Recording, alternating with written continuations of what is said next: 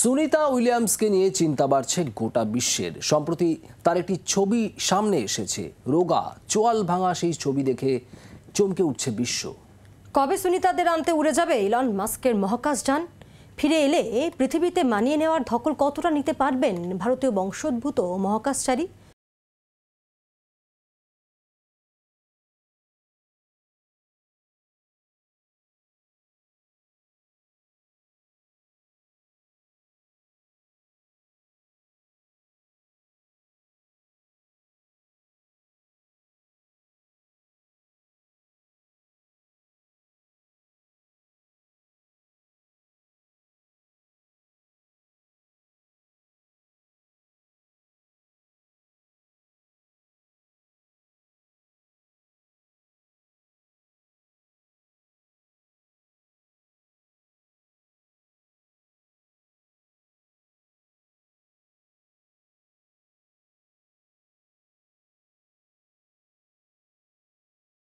America রাশিয়ার উদ্যোগে আন্তর্জাতিক মহাকাশ স্টেশন তৈরি হয়।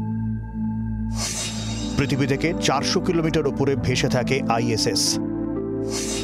এই আন্তর্জাতিক স্পেস স্টেশনে পরে সংযুক্ত হয় জাপানে জ্যাক্সা, কানাডিয়ান স্পেস এজেন্সি বা ইউরোপিয়ান স্পেস এজেন্সিও। সাধারণভাবে 6 মাস করে মহাকাশচারীরা আইএসএস এ থাকেন। কিন্তু তাহলে এই কদিনেই সুনিতাকে নিয়ে এত চর্চা কেন? মহাকাশে এখনো পর্যন্ত মোট 322 দিন থেকেছেন সুনিতা।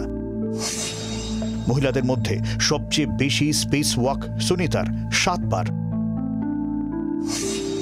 মহিলা মহাকাশচারীদের মধ্যে তিনি প্রথম যিনি এভাবে কোনো মহাকাশযান পরীক্ষা করলেন, কিন্তু বিপত্তি তারপরে।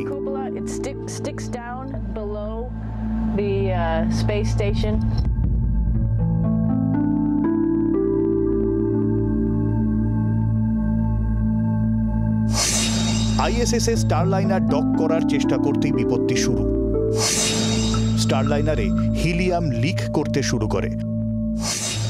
স্পেসক্রাফটের প্রপালশনের জন্য এই হিলিয়ামের প্রয়োজন হয়।